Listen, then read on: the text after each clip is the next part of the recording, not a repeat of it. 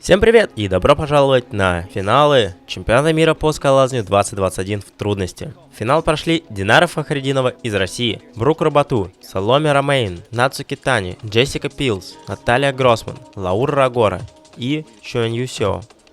Так же, как и в мужском финале, задача этого видео показать вам целиком финальную трассу и показать, где какие участницы срывались. Также я буду стараться соблюдать порядок участниц. Те, кто упадут раньше, я буду показывать их раньше, а те, кто сильнее, покажу их выше по трассе. Участницу, которая займет первое место, ее лазание мы рассмотрим отдельно. На трассе лезет Саломе Ромейн, и в отличие от мужской трассы, которая была разделена условно на секции, болдеринговых участков и хороших зацепок, женская трасса идет полностью на усложнение. Если начало достаточно простое, то верхняя часть очень тяжелая. Помимо этого, также сохраняются болдеринговые участки трассы. Движения, как мы видим, очень далекие, физически тяжелые и требуют постоянной работы трех конечностей.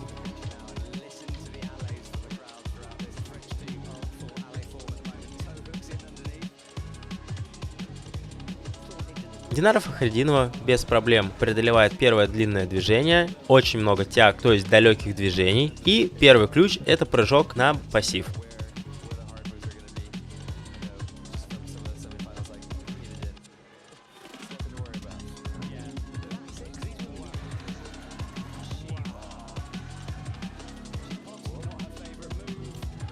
В отличие от всех участниц финала, Джессика Пилс единственная спортсменка, которая дотянулась до зацепки, подцепила носочком и после этого аккуратно сдвоилась. Очень интересное лазание, но дальше все равно надо подвиснуть и потерять ноги. Вообще, прыжки — это достаточно важная часть трассы, потому что на таких прыжках идет высокая концентрация, спортсмены больше нервничают и их намного проще разложить после прыжков.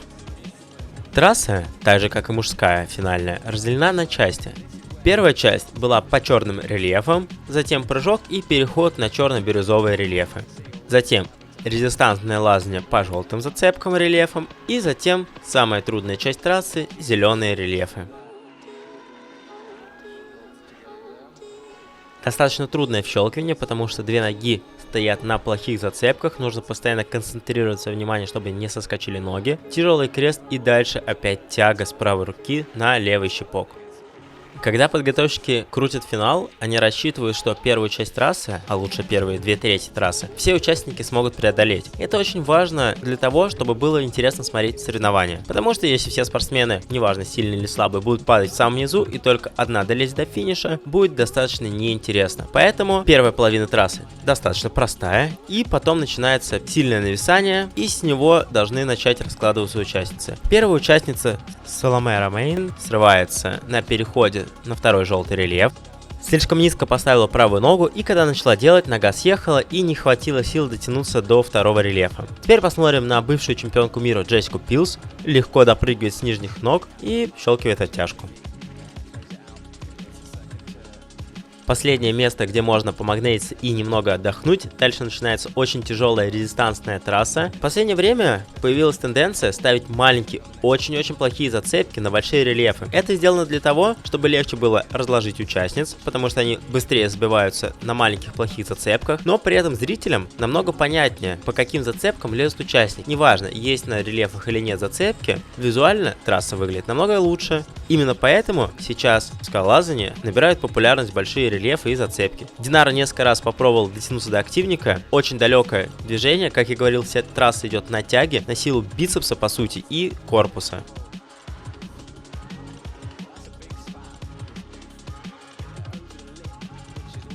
Несколько раз попыталась сделать, но видно было, что забилась и выскользнула с активников. Следующую попытку делает Нацуки Тани, точно так же срывается, пытается дотянуться до активника, не получается.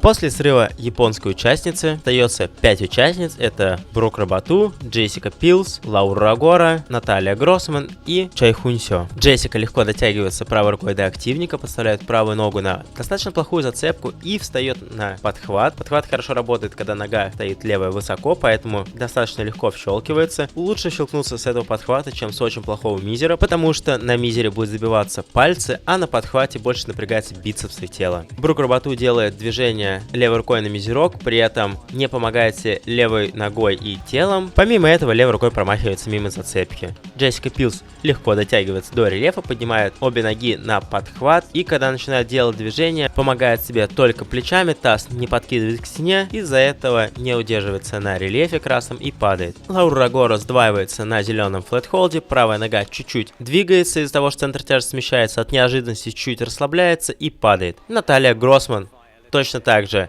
Центр тяжести смещается левее, нога перестает работать и съезжает. Если вам понравилось это видео, вы можете подписаться на мой Patreon канал. Это поможет мне выкладывать ролики чаще и снимать более качественный контент. Также в виде бонуса, в зависимости от уровня подписки, вы получите план ОФП, СФП, ЛФК или растяжки на месяц вперед. Ну, а теперь переходим к финальному пролазу от Чэй Хуньсё. Последняя участница, которая залезла в полуфинальную трассу до финиша, Чэй Хуньсё, 17 лет, рост 162 сантиметра. Именно она займет первое место на чемпионате мира по скалолазанию в дисциплине трудность 2021 в Москве. Посмотрим ее пролаз. Первое, что мне бросается в глаза, это то, что она помогает телом делать движения, не только за счет грубой силы делает, а за счет небольших движений корпусом делает покачивания и после этого делает движения. Так, экономя силы, может сделать больше перехватов.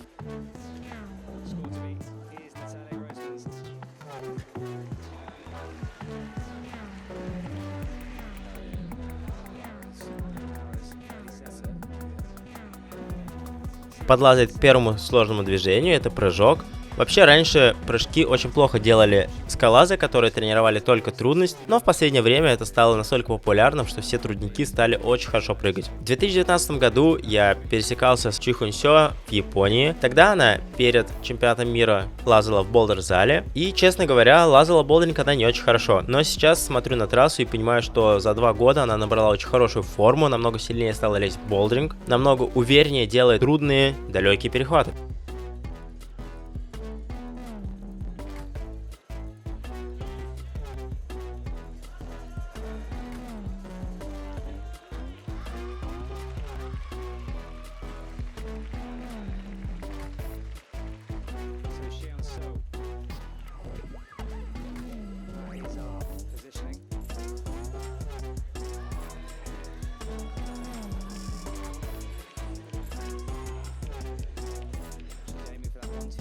После секции по бирюзовым рельефам переходит на желтую секцию. Последнее место, где она может помогниться отдохнуть, щелкивает оттяжку. С камеры сверху очень хорошо видно, как сильно отклоняются оттяжки. Оттяжки показывают вертикаль. И здесь приблизительно угол около 30-45 градусов.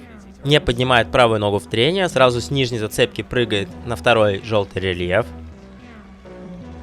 Многие на этой неделе меня спрашивали, какая категория у этой трассы. Честно говоря, трудно сказать, потому что я ее не лазал, не тестировал и с участницами, к сожалению, не смог пообщаться, но думаю, категория не меньше 8B. Если у мужчин около 8CC+, то, скорее всего, у девушек от 8B, 8B+, до 8C.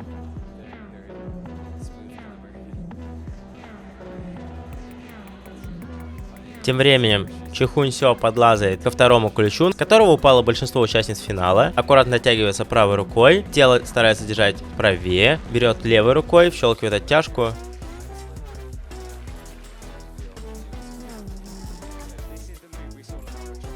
И легко, статично и очень аккуратно дотягивается до следующего активника, с которого упала Динара. Хорошо видно, что достаточно большой запас сил. Здесь было немного опасное движение, потому что когда она брала подхват, левая нога ушла, и если бы она не успела поставить левую ногу на верхний флетхолд, точно бы упала. Совершает еще одну ошибку, неправильно прочитала местоположение, с которого лучше вщелкиваться, пятка не стоит на подхвате, он слишком пассивный, поэтому приходится возвращаться обратно, тратить силы и вщелкиваться опять с подхвата. Даже у чемпиона мира не хватает сил щелкнуться с активника, потому что он действительно очень плохой. Аккуратно дотягивается до следующего зеленого рельефа, подставляет правую ногу высоко, правой рукой придерживается. достаточно комфортно себя чувствует, поднимает правую пятку на актив и после этого легко дотягивается до рельефа и вщелкивает оттяжку. Проблема: у предыдущих участниц не хватало сил, чтобы заложить пятку на актив, из-за этого, когда они делали движение, их раскрывало. Дальше пассивные пирамидки. Это на самом деле очень трудная часть трассы, потому что когда ты забитый, активы, щипки, дырки ты хоть как-то можешь держать, но пассивы, если ты сильно забитый, держать вообще никак не можешь. Дотягивается левой рукой до активника, опять длинная тяга с правой руки налево, правой рукой берет мизерок, левой берет пирамидку, большим пальцем придерживает в щипок, чтобы хоть немного держала пирамидка, и дотягивается до финиша. Очень красиво, и в конце безумно тяжелая трасса.